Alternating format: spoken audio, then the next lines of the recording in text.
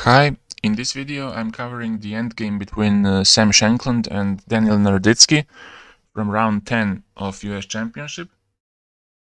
And here white was to move and he played bishop b5.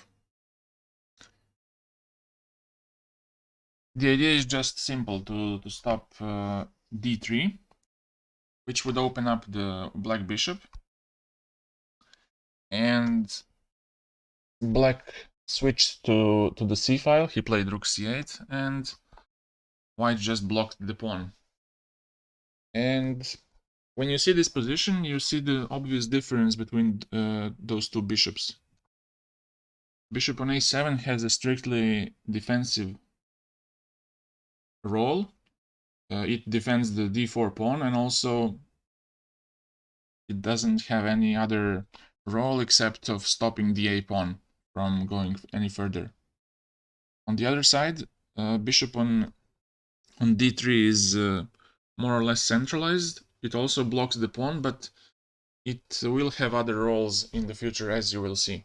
Also, it will help the a pawn to get past a5 and a6. But also, it has some scope directed towards the king side, towards h7, and that's where the advantage for white lies. But it's not decisive yet. Black goes king f8, trying to activate his king and to help pieces. Now white pushes his pawn, like I said, and white also gets active with his king, and he pushes a6 now. King gets centralized. Also, the white king gets to e2, and now black plays rook b3. White plays rook d2 to avoid any unpleasant checks on the second rank. And now black plays g6 and white plays h4, trying to provoke some weaknesses on the king side. Here, if white tried to go bishop c4, trying to attack the rook and the f7 pawn at the same time, black could simply go rook a3, and in case of capturing on f7, he would capture back on a6, and black would be pretty happy with this exchange, because he got rid of this annoying a6 pawn, and he could actually bring his bishop back to life to c5, and if he defends his pawn with the rook, let's say, then bishop could go to other diagonals, for example to d6, and to have a more active role in the game. So instead he plays h4 here, and now if black tries automatically to stop with h5, then bishop c4 has more danger, because if you go rook a3, then f7 hangs, and also g6 hangs on the next move. So this is much different, much more dangerous, because h5 is also in danger, and it's a totally different situation. So in this position, black doesn't react to h4, he plays rook b4. White goes with h5, and now black took on h5. It seems like this is shattering. It does shatter black's pawn structure, but in black's interest is that pawns get exchanged, even though the structure is ruined on the king side. So white takes on h7, rook b8, and he goes back. Now white's plan is to somehow arrange attack on the h5 pawn with rook d1, rook h1, also eventually to activate his king. And here black makes a decisive mistake. He plays h4, allowing white to get closer to the pawn and to eventually grab it. Here it was better to defend actively with rook b3, because now if you try something like rook d1, then black has this annoying rook b2, and after king f3, just rook a2. And it's not possible to make any progress, because if you move the bishop, let's say to f5, then he has d3, attacking this pawn. And if he defends it with rook f1, then you can push it even further to d2. Or just simply capture the pawn. But I'm just showing the effect of bishop leaving this d3 square. And in this position, if he goes rook h1, then rook d2 is very strong, getting the bishop out of d3, because if you move the king to e4, then f2 pawn hangs. And if the bishop moves, then, like I said before, we have an option of d3, and after he defends, I can get very active with king e5, and black is doing pretty well. And after rook b3, if he tries first with rooks, if he tries with rook c2 here, now black can go with h4, because now white cannot go king f3 because the bishop is hanging. And if white tries to defend the bishop and then to go king f3, now black can get active with king c5. And if king f3,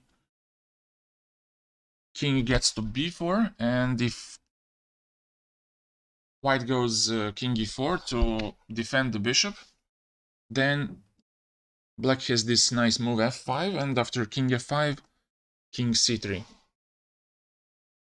And the idea here is that after rook d1, black always has rook b2, and now the b2 pawn or g2 are hanging.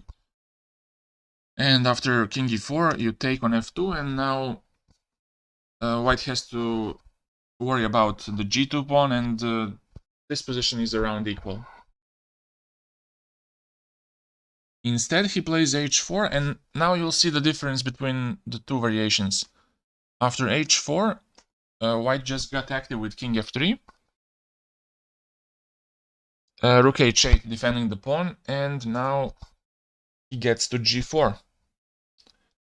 And now he gave a check on g8.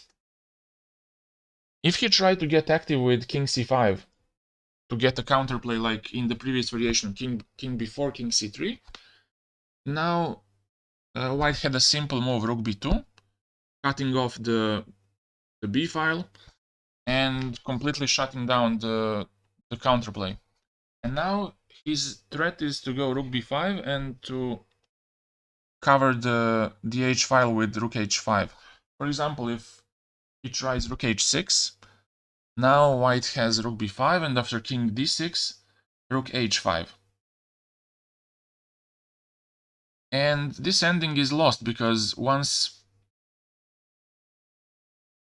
black loses the h4 pawn, it's over. For example, if something similar happens in this variation, rook b2, if he tries rook b8, we get into a similar ending, king h4, and now it seems like you're losing your bishop, but it doesn't matter, because black is simply picking up the f7 pawn, and his pawns are just too quick, because the bishop is stuck defending the a6 pawn from promoting. And if he tries to take your bishop, now you just take the pawn, and after promotion, you give up the bishop, but then the g pawn runs, and you cannot stop it, because if the bishop moves from the diagonal like this, then a7 pawn is promoting. So here black tried with rook g8. And now his idea was simple. If he captures on h4, then you take on g2. But white first waits with king h3. And now after f6, now white's rook gets active. Rook b2, rook g7, and now rook b5, trying to approach this h-pawn. Now black tries to get some counterplay with rook c7, sorry. And here black is simply going rook f5. In case rook c3 happens, you always have rook f3 to defend and then capture the pawn on h4. So here he plays king e6, and now it's time to capture a pawn on h4. Black played rook c3, and now black is white is being solid and playing bishop rook f3. King goes to f7, and now we got some moves.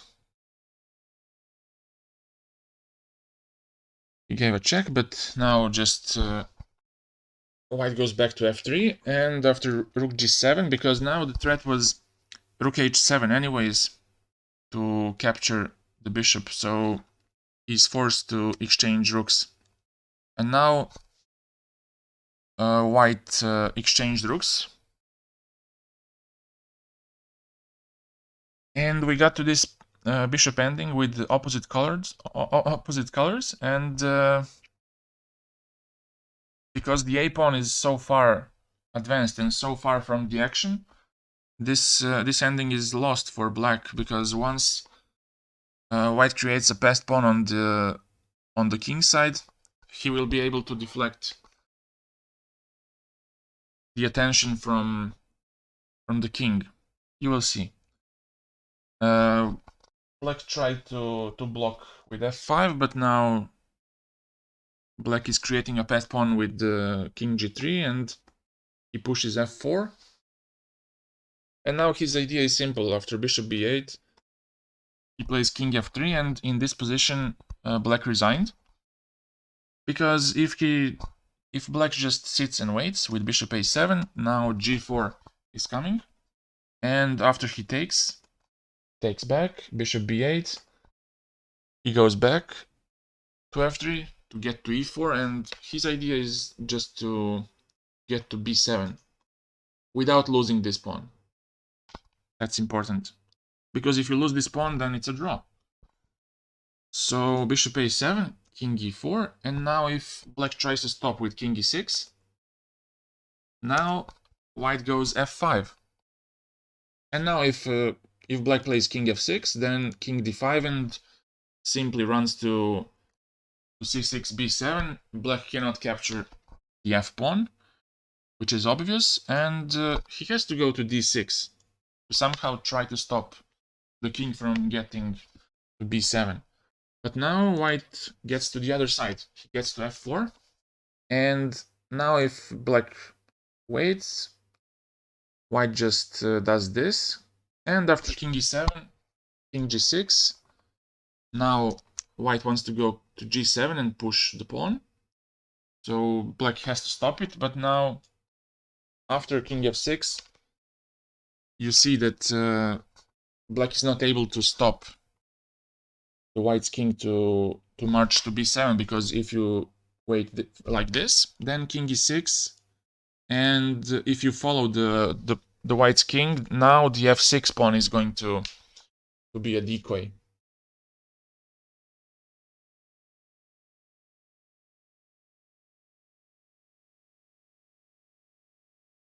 And after king d8, you have this nice move.